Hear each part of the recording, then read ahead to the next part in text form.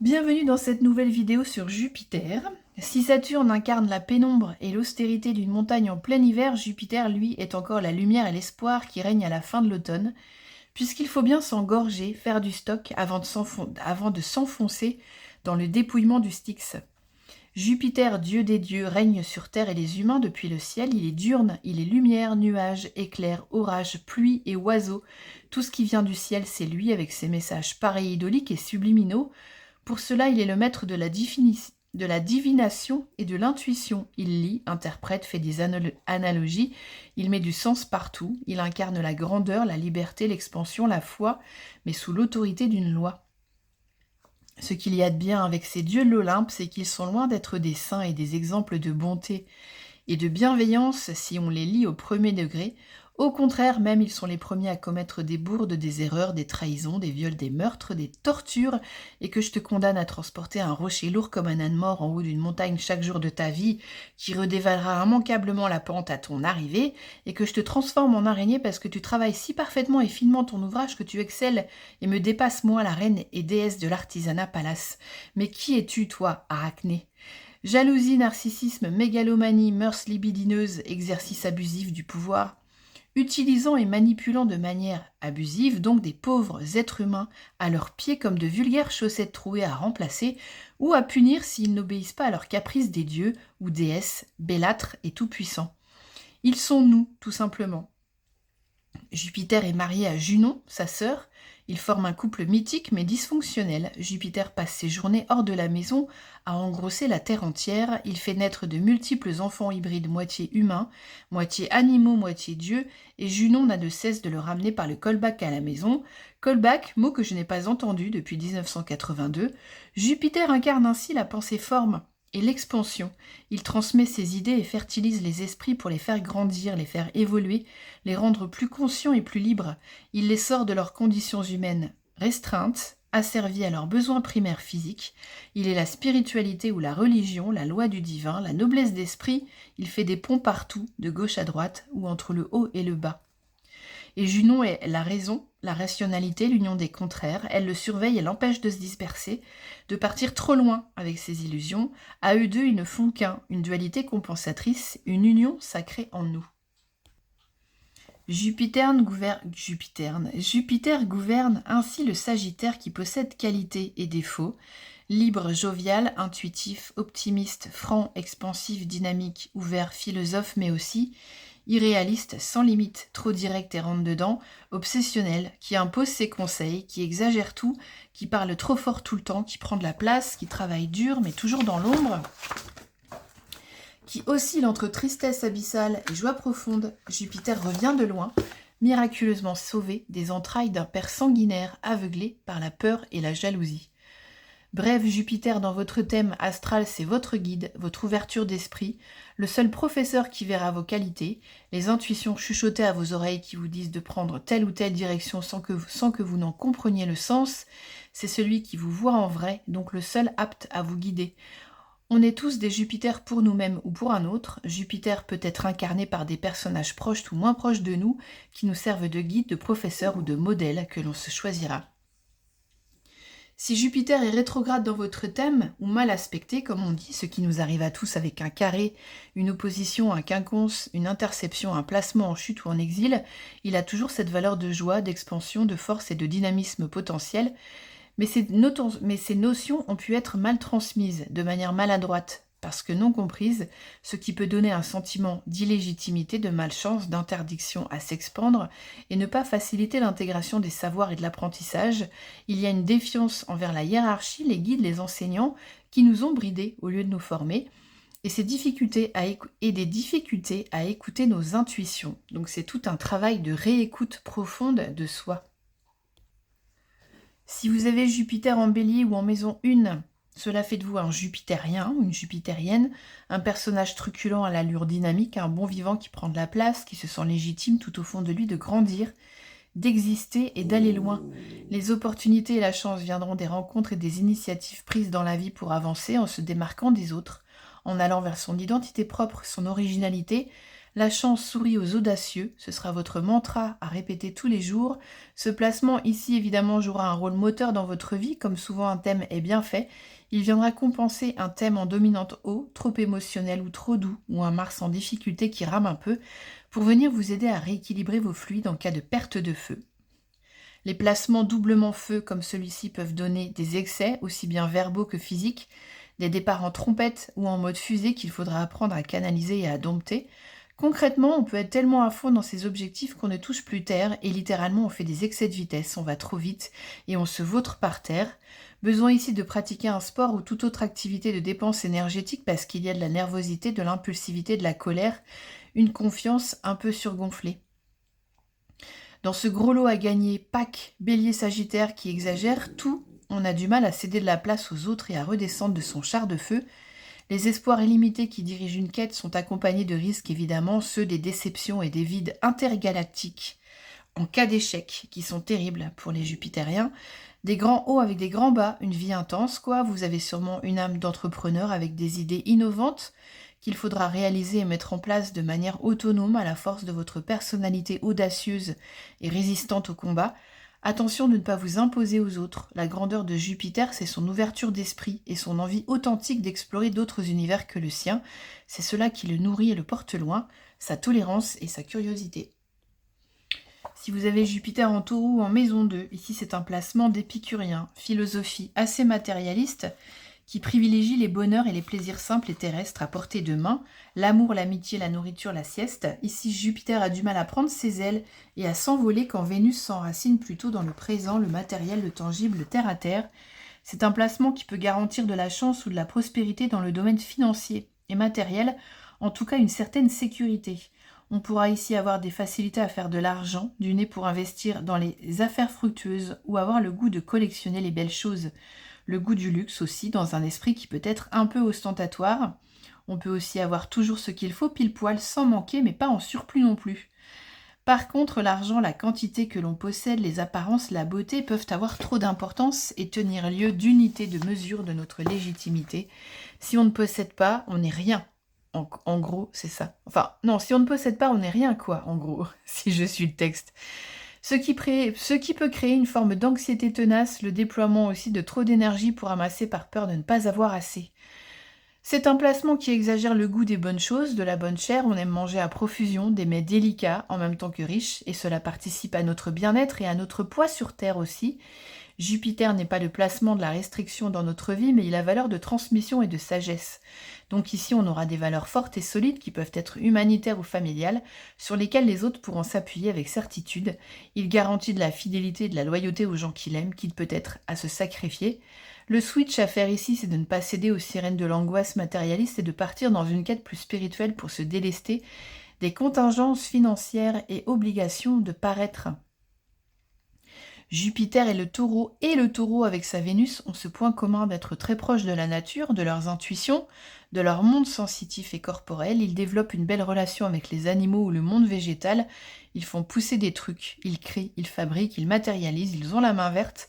Ils sont télépathes, ils aiment la nature, ils savent amadouer instinctivement le temps présent quand ils réussissent à lâcher prise. Si vous avez Jupiter en Gémeaux ou en maison 3, il est en exil dans le sens où il est moins à l'aise dans ce signe d'air, le Gémeaux qui papillonne et qui explore souvent plusieurs champs d'investigation, parfois en même temps, alors que Jupiter, lui, mène une quête plus grandiose et plus lointaine. Jupiter peut exagérer le besoin de rencontrer ou d'être parmi les autres en permanence. On peut se retrouver au milieu d'une profusion de relations diverses et variées ou d'analyses différentes d'une seule situation, avec des recherches ou des loisirs qui se dispersent et semblent ne mener nulle part. Sinon à de la perte de temps et d'énergie accompagnée d'une grande nervosité. Le risque étant d'aimer trop socialiser, distraire les autres ou être distrait soi-même, parler pour ne rien dire, gaspiller sa salive, changer d'avis ou d'axe d'étude tout le temps parce qu'on s'ennuie trop vite, se perdre dans des tergiversations et des paradoxes sans fin parce qu'on a trop d'idées dans tous les sens. Ce qui est pénible et perturbant pour Jupiter peut prendre une forme intéressante plus tard quand les deux archétypes se seront entendus pour se souder, l'un qui fait des recherches, qui crée sous des multiples formes, qui recoupe les informations avec curiosité, humour et ouverture d'esprit, et l'autre qui rassemble et qui synthétise en prenant soin d'être constructif et de donner un sens profond et sérieux aux recherches. En même temps, le Gémeaux allège et sait communiquer de manière plus horizontale. Il n'empêche pas de guidance. Il n'impose pas de guidance. Attends, je me suis plantée. Ouais, entre horizontale et verticale. Attends, je recommence. En même temps, le Jumeau allège et sait communiquer de manière plus verticale. Il n'impose pas de guidance, il est à égalité. Il informe et les autres disposent ou non de ces informations. Ici, comme tous les placements en exil, il y a un équilibre à trouver entre le maître et l'élève en soi, qui doivent mutuellement inverser leur rôle, garder une harmonie entre l'innocence et la maturité, sans tomber dans le pugilat ou la dualité, être tolérant avec soi si on n'y arrive pas, calmer ses flux de pensée trop envahissants, méditer. Si vous avez Jupiter en Cancer ou en maison 4, il est en exaltation, c'est l'essence même du guide au foyer, généreux et bienveillant, qui a su couver et guider ses ouailles vers la sortie du nid sans coup de pied aux fesses, avec délicatesse. Les qualités cancériennes ici sont décuplées, empathie, amour maternant, compréhension, respect, imagination, sensibilité, besoin de nourrir et de prendre soin d'une famille, qu'elle soit petite ou grande.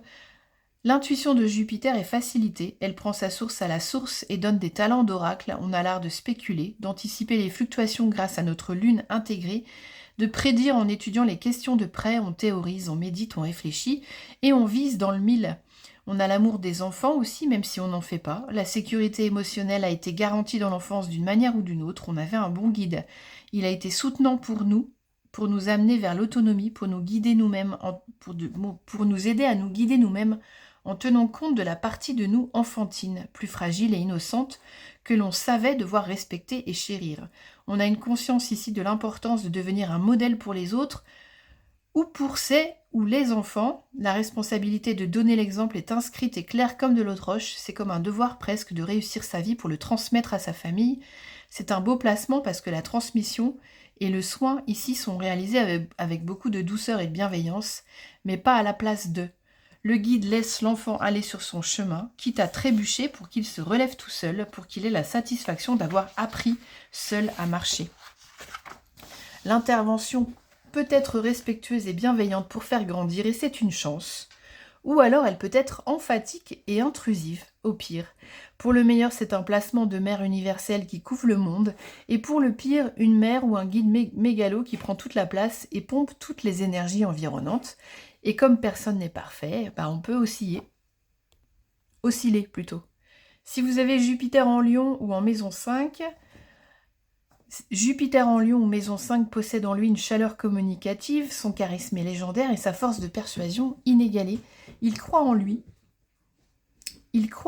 Alors les autres aussi. La confiance en soi est un atout pour guider les foules, elle hypnotise et donne envie d'en être ou d'en avoir. On le follow et on l'adule. Son enthousiasme est exubérant malgré lui. Il court, il s'envole toujours vers de nouveaux horizons ou de nouvelles aventures au galop plutôt qu'au petit trot. Enfin, il risque avec toute cette énergie de feu quand même d'en faire un peu trop, de fatiguer les autres par manque d'écoute et d'empathie ou de se fatiguer lui-même en brûlant ses calories, en dépassant ses limites physiques sans respecter ses besoins intérieurs. C'est de la générosité en barre avec force de mise en scène qu'il nous donne si son esprit est vif, noble et ouvert. S'il aime trop briller, se mettre en avant par manque d'affection et besoin de reconnaissance, l'emphase, la grandiloquence, la prétention risquent de prendre un peu le dessus sur l'autre dans une relation. Dans une forme ostentatoire, son savoir, ses acquis, son génie, sa beauté, son statut social, son argent, son extravagance, lui. S'il a une dominante en signe fixe, il peut vite devenir tyran domestique, autoritariste et orgueilleux, en cas de coup dur et de virage vers la maturité mal pris. Jupiter exacerbe ici le potentiel de créativité et de fantaisie du lion en y insufflant de l'inspiration et de l'intuition. C'est un bon placement pour les artistes ou les comédiens en tout genre. Il aime s'amuser, improviser, il a gardé son âme d'enfant. L'équilibre est à trouver avec son ego qui l'encombre dans le Verseau et son aptitude à convoler en juste noces avec l'altérité, l'altruisme, mais aussi par un tour de magie dans le détachement du regard de l'autre. Si vous avez Jupiter en Vierge ou en maison 6, il est en chute dans l'axe du Sauveur. Il préfère le poisson qu'il gouverne aussi pour sa mutabilité et sa malléabilité plastique. En Vierge, il est plus contraint mais plus précis. Il risque fort d'atteindre une cible plus rapidement que les autres, mais par manque de confiance et de largeur d'esprit, il risque aussi de ne pas viser assez haut. En tout cas, peut-être manquer d'ambition par trop d'humilité, ce qui peut le frustrer. Par souci prévisionnel et goût pour l'ordre et l'organisation, la Vierge dirige la quête de sens de Jupiter de manière plus rationnelle, logique et inquiète. Elle va le brider un petit peu.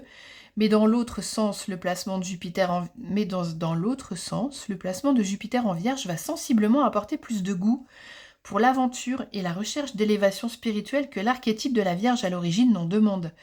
D'elle-même, elle dépasse ses craintes et ses limites, elle se fait un peu violence pour y arriver. La dualité ici présente se fait bien sentir et pousse dans les retranchements, mais c'est une combinaison des contraires qui peut amener de la magie dans l'ordinaire et du réalisme dans le rêve. Un garde-fou ou une prison, le Poisson ou le Sagittaire sont soit enfermés ou calmés par les limites rationnelles de la Vierge, et la Vierge se ferme par anxiété ou dilate toutes ses obsessions dans l'eau et l'idéalisme du Poisson. Ici, on mettra principalement ses talents, son intuition et son discernement au service des autres dans une activité professionnelle qui pourrait monopoliser beaucoup d'énergie et d'attention. Les effets d'exagération de Jupiter dans ce placement de mise au service de l'autre est propice au surmenage ou au burn-out. On aura intérêt à surveiller son sens du sacrifice, à revenir à ses sensations et son ancrage aussi pour que la surintellectualisation ne prenne pas toute la place. Cette position intervient sûrement pour amener du réalisme dans un thème, pour faire barrière à une trop grande compassion. C'est une théorie. Avec Jupiter en Balance ou en maison 7, on est toujours en bonne compagnie des autres. C'est au travers des associations et du travail d'équipe qu'il s'épanouit. Il a le sens de l'équilibre et du partage des tâches. C'est ce qui lui tient à cœur plus que tout, c'est la justice et l'appliquer dans tous les domaines de sa vie, dans ses valeurs les plus hautes. Quand Jupiter dirige sa flèche avec cette marque des justes, il devient très exigeant en matière d'harmonie, ce qui peut le rendre autant dévoué à l'autre et à sa cause en le faisant perdre son identité, son pouvoir de décision et sa capacité de s'affirmer, que de le rendre justement hermétique à l'union et au compromis par peur de perdre sa tranquillité et son indépendance qui lui sont subtilisées par la magie de son amour pour la paix. Cette combinaison est aussi en même temps une prison, mais peut devenir un art. Successivement, l'apprentissage de soi par la relation aux autres amènera à un relatif détachement de ce qu'est une relation parfaite, le projet étant d'acquérir une indépendance et une liberté dans un couple tout en acceptant les différences, les incompréhensions et même les impossibilités de communiquer parfois. La difficulté étant de concevoir que pour aimer ou être aimé, il faut que chacun se vive lui-même dans son accord avec lui-même, individuellement, sans chercher à composer sans cesse avec l'autre, à s'adapter à lui. L'art de la diplomatie est subtil et sophistiqué, il est aussi un gouffre pour l'amour-propre si on y est trop bien éduqué, si on y a été conditionné dès l'enfance. Il embrouille, il perd, il nie les besoins primordiaux, il fait se trahir au profit de l'autre, que l'on accuse finalement. Et s'il est maîtrisé, il nous fait s'envoler vers le bonheur d'une union avec nous-mêmes, nos polarités féminines et masculines équilibrées, puis avec l'autre, qui si possible en aura fait de même. Avec Jupiter en Scorpion ou en maison 8, on vise la quête de vérité pour avoir un sentiment de sécurité absolue. C'est l'entente profonde que se trouveront ces deux énergies pas vraiment tièdes, mais intenses et sans compromission. Ils peuvent tous les deux se rencontrer dans une ambition très forte de s'élever, de se démarquer des autres, de sortir du moule et des conventions, de prendre son pouvoir quoi qu'il en coûte. Ici, c'est un placement de jusqu'au-boutiste inarrêtable. Soit il est plutôt sage et ses idéaux sont spirituels à visée collective, détachés du matériel et de l'ego, alors il poursuivra une quête de justice, de santé ou d'égalité sociale. Soit il est avide de pouvoir, d'argent ou de domination, prêt à toutes les malversations. Les deux pouvant être les facettes d'une même pièce, évidemment. Le pouvoir lié au Scorpion et à Pluton, c'est celui de la destruction des édifices basés sur le mensonge ou sur les non-dits, sur des secrets qui pourrissent le parquet vermoulu d'une famille ou de la vie. Jupiter lui abolit les frontières et aborde les choses avec recul et philosophie parce qu'il a su s'ouvrir au différent et à l'inconnu. Associés, ils ont suffisamment de courage et de détermination pour creuser et approfondir des sujets noirs, des affaires sombres qu'il est utile de révéler et de faire remonter à la surface pour en annuler les effets toxiques collatéraux sur des familles ou des sociétés et arrêter les schémas répétitifs et perpétuels. Son aura est de couleur rouge sang ou sombre, mais magnétique, et son humour noir certainement très discutable, mais il est indispensable en matière de recyclage du mal pour une société qui vise le mieux et le meilleur. Il purifie et fait son phénix, c'est son boulot. Avec Jupiter en Sagittaire ou en maison 9, on est en domicile. Il ne peut pas être mieux ni en meilleure posture. Là, on tombe forcément sur des justes, des sages, des philosophes nés ou des ultra-conformistes lourdeaux. Ben oui, toujours les deux facettes de la pièce. Des gens du voyage qui ne pensent qu'à s'expatrier de leur terre natale, qu'elle soit physique, géographique ou immatérielle, chacun s'y prendra comme il l'entend. Aller plus loin et aller plus haut est une devise. Aller plus haut. Et aller plus haut est une devise qui s'applique à tout et pour tout. Jupiter n'a pas de frontières, il parle aussi de l'étranger, il aura à cœur de franchir des limites qui paraissent impossibles à franchir, voire interdites. Pour cela, il faudra un peu se détourner de ses parents et de son milieu d'origine. Changer de culture, de culte, de langue, de pays, de religion, de statut social, de vision de la vie, acquérir toujours plus de liberté et de connaissances, étudier à profusion, et puis transmettre ce qu'il a appris de toutes ses formations et expériences. Il pourra aussi faire tout ça sans bouger de chez lui par la force métaphysique du rêve ou de l'introspection, les formations à distance sinon. C'est un placement qui favorise et amplifie la connexion à la nature et aux animaux qui est à l'origine très forte avec Jupiter, et la Terre, les synchronicités, l'intuition, les compréhensions du monde sensible et spirituel, le goût pour l'ordre et la loi qui peut s'articuler sur 2 niveaux, la morale ou la foi, le détachement philosophique ou mystique. Les ambitions élevées, voire toujours plus grands, l'optimisme grimpant, chercher un sens à tout, remplir une mission impossible, l'idéalisme qui peut frôler l'utopie, l'enthousiasme qui dégringole subitement, le sentiment d'être enfermé et restreint par des carcans, un besoin insatiable de liberté, voilà tous les symptômes de Jupiter en Sagittaire qui est habité par une foi bienheureuse et salvatrice au demeurant. Jupiter en Capricorne ou en maison 10 est en chute, il relève du sacerdoce, on est en quête d'une mission spirituelle et humaniste élevée qui demande beaucoup d'abnégation et de sacrifice. En tout cas, on s'en demandera beaucoup afin d'arriver à une forme de consécration ou de réalisation de soi complète. Pour cela, on aura à cœur de trouver sa vocation ou une passion pour servir des attentes très hautes en matière de réussite, soit égotique, soit collective et sociale. La conscience du temps, du travail et de la persévérance pour réussir à atteindre des objectifs est innée. C'est un placement qui réclame aussi beaucoup de solitude et d'isolement, voulu et conscientisé pour ne pas perdre le fil et se concentrer avec assiduité sur une ou des tâches précises. On est carré, exigeant, discipliné, sage, mais la vie est trop austère, voire monastique si on se laisse aller. C'est un placement très utile pour se responsabiliser et agir de manière mature et sérieuse. C'est la joie et l'optimisme de Jupiter ici qui risquent d'être altérés par le vieux Saturne qui turbine. A l'inverse, Jupiter mettra de la perspective et élargira les horizons des possibilités de Saturne qui freinent à l'origine les élans de joie et la perspective sur le mieux. Leur force à tous les deux, c'est la foi, la loi, les efforts et la discipline avec profondeur et vastitude, qui ne pourront être que récompensés par la réussite sur du long terme. On est amené à être un guide pour les autres, à être reconnu, à être un grand sage. L'équilibre est à trouver du côté du Cancer et de son énergie féminine et maternante, prendre soin de soi, de ses émotions, de sa sensibilité pour contrebalancer la dureté et la sécheresse du Capricorne. Avec Jupiter en Verseau ou en maison 11, on fait la part belle à l'altérité et à la collectivité.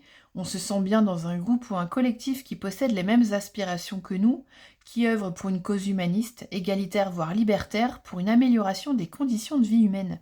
Chacun aura son domaine de prédilection. C'est dans cette optique de guide, de professeur ou de mission que l'on se réalisera complètement. Les idéaux sont vastes et très intellectualisés. Attention au dogmatisme ici, c'est le revers de la médaille, vouloir s'imposer aux autres en mégalomane incompris, en les menant par le bout du nez, interdisant toute opposition et tout contradicteur qui font démocratie. Dans son exagération, c'est un peu l'énergie du dictateur ou de l'autocrate, ou à l'inverse du marginal qui est prêt à tout pour se libérer et s'émanciper des jougs et des carcans de la société, qui fuit des modèles trop figés qui l'enferment, mais qui risquent de s'isoler complètement. Il a une âme de révolutionnaire, d'inventeur de génie, ce Jupiter en Verseau, son destin étant presque de sortir du rang pour s'individuer, suivre un chemin de traverse qui ne lui a pas été dicté par sa famille, mais par des visions grand angle qui lui prédisent une voie, un avenir avec un costume original à endosser. Le sentiment d'être différent ou dissonant de l'entourage est déjà quelque chose qui l'accompagne depuis longtemps, depuis l'enfance même, autant s'en faire une alliée de ces ou cette particularités, comme dit la chanson. Partenaire particulier cherche partenaire particulière pour faire couple, puis groupe, puis réseau d'alliés.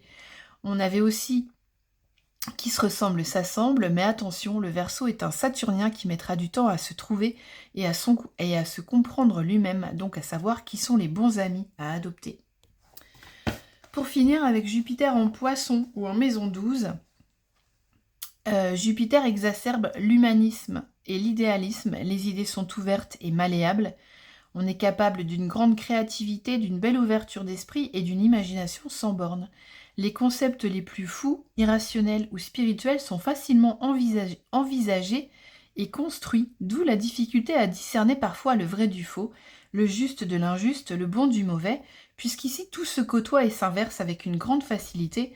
Le concept du yin et du yang a dû être inventé par un Jupiter en Poisson. D'une part, on est ouvert, tolérant, hypersensible, empathique, amoureux des autres et de la vie, ce qui nous rend vulnérables face à eux. On peut se diluer totalement dans l'autre, s'oublier dans la fusion des sentiments romantiques, tomber dans des addictions, laisser les rênes de sa vie à des guides incompétents, voire des gourous de pacotille, des charlatans. On se retrouve ligoté face à un monde beaucoup plus matérialiste, terre à terre et tordu qu'on ne pouvait l'imaginer. Le défi ici, c'est de se libérer de cette compassion qui mène au sacrifice, récupérer ses pouvoirs et mettre de l'ordre dans ses priorités. Commencer toujours par soi et arrêter de porter des fardeaux, des troubles, des tristesses qui ne nous appartiennent pas et qui nous éteignent et aspirent notre énergie. Ici, c'est un des rares placements où il est vital de devenir égoïste, de comprendre les rouages d'un dévouement invisible à quelque chose ou à quelqu'un qui est mis en place dès l'enfance et qui se perpétue comme un héritage transgénérationnel, en particulier si Jupiter est dans la maison 12. C'est l'énergie de la Vierge qui intervient ici pour comprendre et disséquer, pour arrêter les mauvaises habitudes prises, mettre en place des routines et de l'assainissement rigoureux. Ici, le bonus de ce placement, c'est une connexion carrément divine en permanence avec la nature et le cosmos, une conscience aiguë d'appartenir à un grand tout qui facilite la méditation en connexion à soi-même et peut amener à beaucoup de détachement par une compréhension intellectuelle et rationnelle, une sérénité même, et faire des guides spirituels.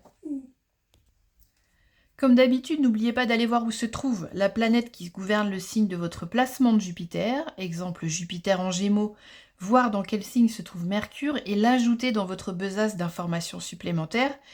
J'ai un peu laissé de côté les exemples ou les références pour aller droit au but dans cette vidéo et depuis quelque temps, j'espère que vous ne m'en tiendrez pas rigueur. En revanche, j'avais envie de vous mettre une liste de livres pour chaque Jupiter ici, parce que vous avez tenu jusque-là, parce que ça m'amuse et que cela me permet de partager des idées lecture, au cas où vous en manqueriez évidemment. Moi, je viens tout juste de me remettre à lire autre chose que de l'astrologie, donc ça faisait quelques années que je me fixais là-dessus et que je ne lisais plus de lecture étrangère à ce monde des planètes. Alors je vais commencer avec Jupiter en Bélier et je vous conseille Baba Yaga à pendu un œuf de Dubravka Ugresic. Je viens de l'acheter, c'est une autrice yougoslave, donc je ne sais pas encore ce qu'il y a dans l'œuf, mais comme c'est Pâques bientôt, ça tombe bien, je vous l'offre. Pour les Jupiter en Taureau, Térébenthine de Carole Five, c'est un récit autobiographique qui perce la réalité des élèves en école d'art et leur vie d'après, s'ils deviennent artistes, bien au-delà des clichés et des images d'Épinal. Tout le monde devrait s'intéresser à la vie concrète des artistes au lieu de les qualifier de branleurs. Ça remettrait les pendules à l'heure. Pour les Jupiters en Gémeaux, je vous conseille L'Arabe du futur de Riyad Satouf, qui perce sans phare ni aucune fantaisie superflue la réalité crue mais détachée d'un enfant mi-breton, mi-syrien, né le cul entre deux chaises, un antipodiste culturel qui deviendra auteur de bande dessinée. Pour les Jupiters en Cancer, je vous conseille La Cache de Christophe Boltanski, ou La famille qui fait pieuvre face à l'adversité, une famille atypique d'intello gauchistes multiculturels rêvée pour moi, avec une mère motorisée qui est le cerveau de la pieuvre et qui fait gourou en même temps. Pour les Jupiters en Lion, je vous conseille La trajectoire des confettis de Marie-Ève Thuot. Pour le titre très léonin et un matraquage tous azimuts sur les idées reçues. Et un matraquage tous azimuts des idées reçues sur l'amour, le sexe, la famille, la société, avec toutes les pressions et les joyeusetés qui vont avec. Pour les Jupiters en Vierge, je vous conseille Manuel à l'usage des femmes de ménage de Lucia Berlin ou Berline. La plupart des auteurs américains cumulent plein de boulot avant de devenir écrivains, et c'était le cas de Lucia Berlin. Et c'est toujours très vivant, les romans d'auteurs qui connaissent la vraie vie, qui ne sont ni perchés ni élitistes. Pas comme en France, j'ai envie de dire. Jupiter en Balance, pour vous, j'ai La fièvre de Masaccio de Sophie Chauveau, pour le récit du dévouement de Masaccio, peintre hypersensible du XVe siècle déguisé en lourdeau saturnien, qui aimera son art jusqu'à se disparaître. En même temps, on y fait un retour sur un temps où la peste éradiquait la moitié des villes et confinait les gens dans leurs maisons. Voilà, c'est un petit retour sur le passé pour nous rappeler un peu des... Voilà.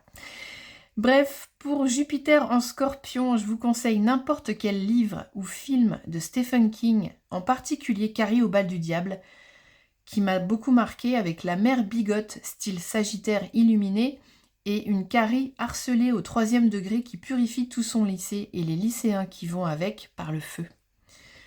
C'est assez traumatisant. Pour les Jupiters en Sagittaire, je vous conseille n'importe quel livre ou conférence de Toby Nathan, qui pourrait se ranger en Jupiter en Scorpion, vu qu'il est ethnopsychiatre, mais aussi romancier, enfin il est écrivain. Un modèle d'intelligence et de subtilité dans toutes ses analyses, drôle et profond, visionnaire aussi. Des gens comme ça, c'est d'utilité publique. En tout cas, moi, c'est mon modèle à moi. Et c'est mon opinion, évidemment, ce n'est que le mien. Pour les Jupiters en Capricorne, je vous conseille Paresse pour tous de Adrien Klent. Je suis en train de le lire, alors pour l'instant, j'ai pas d'opinion, mais je trouvais que pour les Saturniens, le titre était à propos. Pour les Jupiters en Verseau, j'ai Watership Down de Richard Adams. C'est un livre unique et inimitable qui m'a prouvé qu'Uranus était un lapin. Pour les Jupiters en Poisson, je vous conseille Blackwater de Michael McDowell parce que l'héroïne est une créature mystérieuse et troublante. Les Jupiters en Poisson aiment l'eau et les récits fantastiques où l'imagination débridée est reine. Ou Les Dépossédés d'Ursula K. Le Guin, la plus visionnaire des auteurs fantastiques, qui est ma préférée. Voilà, j'ai fini avec cette vidéo. Je vous souhaite une bonne fin d'après-midi, de nuit, de journée. Je vous dis à la prochaine, c'était Claire d'Astro-Cheveux. À bientôt et merci de votre écoute. Et merci de laisser un like, un abonnement et tatati tatata.